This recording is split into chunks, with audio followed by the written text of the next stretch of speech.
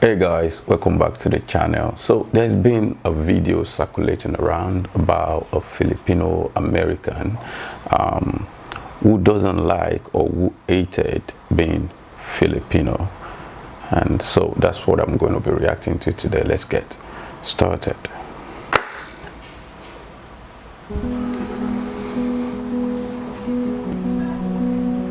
Growing up, I really didn't like being California. I wasn't proud to be Filipino. I didn't have any reason to be proud. Straight Why up. not? I wanted to be Hawaiian in high school. I wanted to be Hawaiian because everybody loved Hawaii. They didn't talk about the Philippines, and when they did talk about the Philippines, it was not good.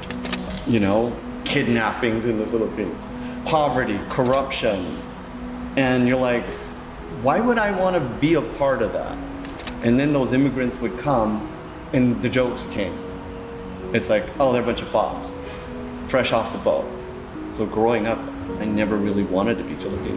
It didn't change until I was over 40. Before that, it was all business. It was all making money. That's who I was. But it happened 16, 17 years ago, and really saw the Philippines. That's where it all changed. Being there and walking through those slums and feeling what I felt. You know, I just felt their pain. And I felt their joy. And I'm just like, what the hell is that? How do you feel pain and how do you feel joy? What the hell is this thing going on in my heart? I never felt that in my life before. These are like strangers. These were supposed to be the bad people that made me look bad. These were supposed to be the kidnappers. And I'm the guy who walks in there who has everything. And I walked out of there with something more. And instead of me giving them something, they gave me something back. I felt something in my heart. I felt this connection. And it was pure. There's this like thing that I was feeling about them, and I could never explain what it was. But it made me happy. And it made me feel good. It was the day I became Filipino. Wow. It was the day I felt them and they felt me. I went on that trip to the Philippines as an American, but I came back as a Filipino. And that was the biggest gift that I could ever have. Amazing. I fell in love with the people. Amazing. And I fell in love with the country. I mean, I can really relate to that. You see, the greatest disservice you can do to yourself as anyone really is denying your roots, denying your background, you know, not understanding your background. You know, I left my home country while I was still a young teenager, and then prior to that I always loved being a Nigerian, you know, but then when I traveled out, you know, I started hearing people say bad things about my country. And then we're a population of over 200 million.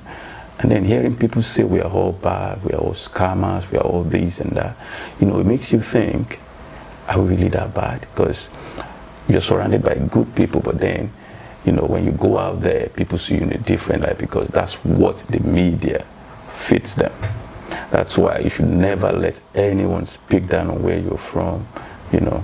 But then when you're young, it's easy to get influenced by, you know, outside forces. So I can really understand where he's coming from. And it came back and it lived right there. And I said, our people need to know. My cousins need to know. My friends need to know. And that's really where I was on a mission to tell the truth. Yeah. And that's kind of where I'm at today. Wow, I'm so happy. I'm super happy to hear that. Is a cliff note version of what I wanted to know about my own people and this country called the Philippines, where I've encapsulated everything that I feel in my heart as a Filipino. Our goal is to move, touch, and inspire a Filipino audience to realize our true greatness as a people. And they could finish it with clarity, knowing, oh my God, I'm a Filipino. Now I know where I come from. Now I know what happened. And oh my God, it moves my heart. I'm not just Phil. I'm Filipino. And when I thought there were two types of Filipino, a Phil-Am and a Filipino, there's only one. And as much as I made fun of the immigrants that came and called them boat people, we're one people on the same journey, on the same boat. And I know that now. And that boat is how we're gonna get to greatness again. Makes sense. I mean, it's really I'd important love for people to that come you on let- this boat.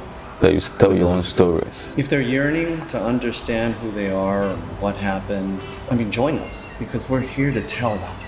Finally, and I'm doing this for my kids. I want my kids to know, and I want my kids' kids to know that they come from a great land, a great people. If you're one of those people, join us. Just join us. Because you're going to realize at the end of the day, we're all on the same boat. And the boat's going to get stronger, and it's going to get faster to the destination we want to get to if everybody just hops on. That's all we're asking. It's going to be a fun ride. It's going to be a beautiful ride. I promise you. Yeah. That it's, I mean, the realization that he had, even though he was pretty old, I mean, not really that old at 40, but he was no longer that young. But the fact that he got to come to that realization is very, very nice.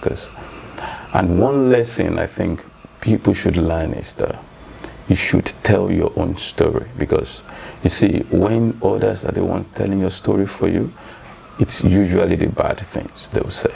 They will never, show your country in its true form, the beautiful part, the good things about the country, the unique and amazing things that make the country what it is. They wouldn't talk about it. That's why we people of the country should talk about your own stories. Let the world know about, the good things that is happening in the country.